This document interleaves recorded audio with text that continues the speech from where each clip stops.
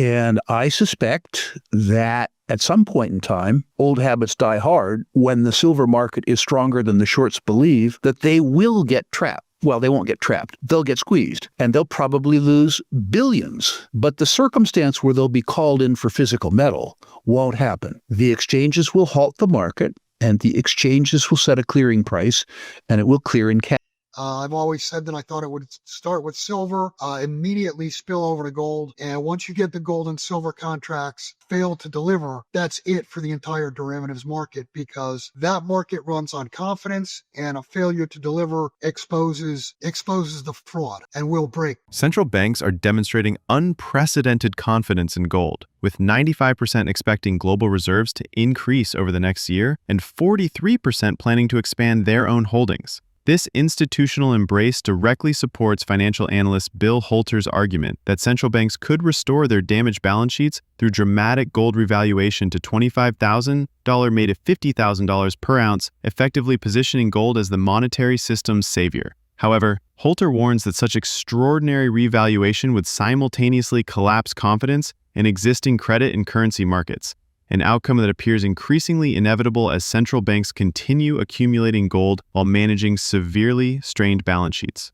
Their actions reflect growing recognition of the fundamental monetary reality that gold maintains stable intrinsic value while fiat currencies fluctuate and lose purchasing power over time. This currency debasement dynamic explains why central banks cite gold's effectiveness as both a crisis hedges and portfolio diversifier amid persistent inflation. The inverse relationship between gold and weakening currencies becomes particularly pronounced during debt crises, hyperinflation, or political instability, when populations invariably turn to gold as a reliable store of value. This crisis-driven demand pattern reinforces gold's enduring monetary strength across diverse economic conditions. The convergence of aggressive institutional accumulation and systemic monetary instability creates conditions ripe for the dramatic reset Holter envisions. As central banks simultaneously increase gold reserves while their balance sheets deteriorate, they may be unconsciously preparing for the very monetary transformation that would restore their solvency through gold revaluation, regardless of the collateral damage to existing currency and credit systems. Before we dive in, don't forget to like, share, and subscribe to our channel to help us reach 1,000 subscribers as soon as possible. Only 2.3% have subscribed so far, so hit that button and tap the bell icon to stay updated with all our latest insights.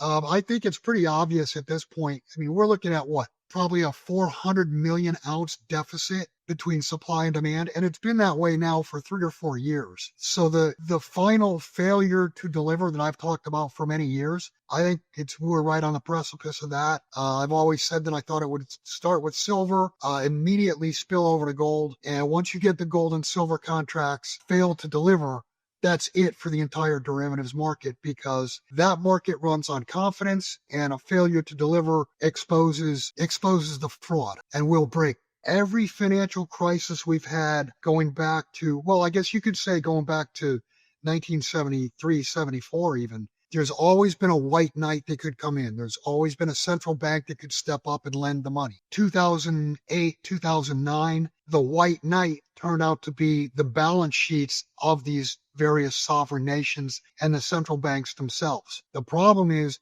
they've blown their balance sheets up, the treasuries have, and the central banks have blown their balance sheets up. I mean, the Federal Reserve has got a negative equity position right now. The same could be said for Bank of Japan, same could be said for the European Central Bank. They're all broke. They're all busted. Their balance sheets are in shambles. There is no white knight this time, with the exception, theoretically, they could blow gold to 25,000 an ounce, 50,000 an ounce. The white knight would be the central banks that hold gold, and then their balance sheets get reflated. Yeah. But that said, $25,000, $50,000 gold completely breaks confidence in the credit markets and breaks confidence in the currency market. And that's exactly what where we're headed on a global basis, is that this is going to be a currency/credit crisis. And there's going to be a complete rethinking of what the foundation is to the financial market. Right now, the foundation to the financial markets is debt, primarily U.S. debt that's held on central bank balance sheets. But that is the foundation. And debt, if you want to call it sand, it's a foundation of sand. Whereas gold as a foundation gold doesn't go up and down in price. It's the currencies that go up and down, and primarily, long term, all currencies go down, and long term, gold goes up in those currencies. Demand right now is globally is roughly 1.3 billion ounces. When you add in all the medicinal uses, technological, military, don't forget military. Each Tomahawk has over a monster box in it. So if you add all that together, you're about 1.3 billion. If you look at global supply, it's about 850 million ounces.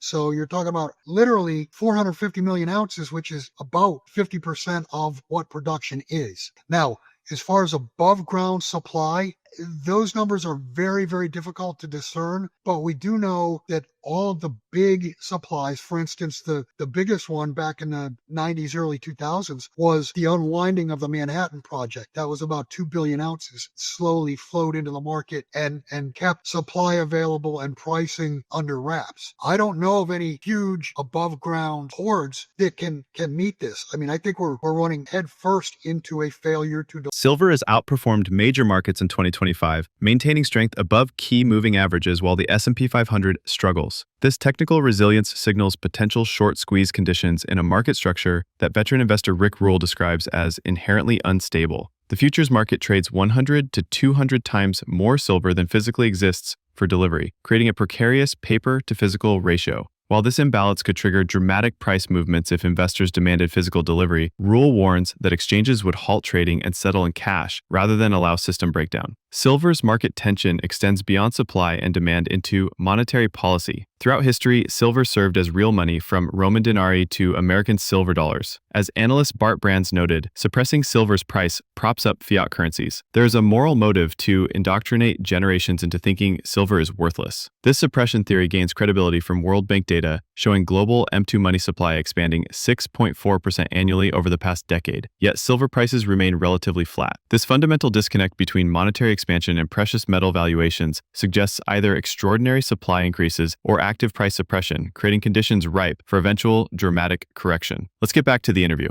The shortage of physical silver could be prevented in the future. You may recall 1987, when the silver price shot up as a consequence of Warren Buffett announcing that he owned 20% of the world's above-ground supplies of silver. An interesting thing happened at that point in time. We didn't know how much physical silver was in India, but the price of silver doubled in U.S. dollar terms, and the Indian rupee fell by half, which coincided with either a flood or a drought, I forget which, and the need that the Indian peasantry had to sell their silver, which was up fourfold in their terms, to feed their children. All of a sudden, supply came out of nowhere. The flow of silver, which had been from Dubai to India, reversed, was from India to Dubai.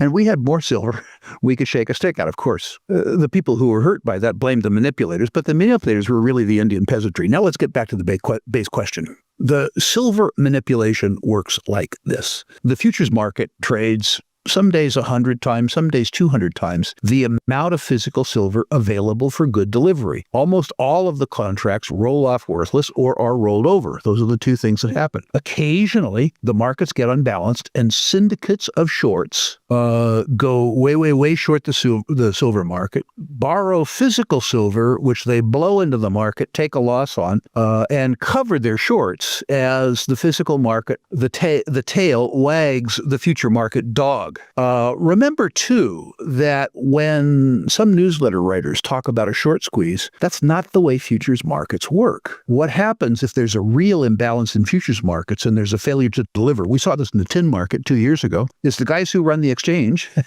who, by the way, are the dealers and the banks, say, too bad, so sad. We're halting trading. We're going to set a price and we're going to cash settle. That's what happens. If you think that you're going to catch the silver banks way offside in a market that they control, I got a bridge to sell you. Now, I'm not trying to say that in the event of a silver squeeze, that the long side wouldn't make a lot of money. I shouldn't say this. It is alleged that in my youth, I constructed quite a few short squeezes on the Vancouver Stock Exchange.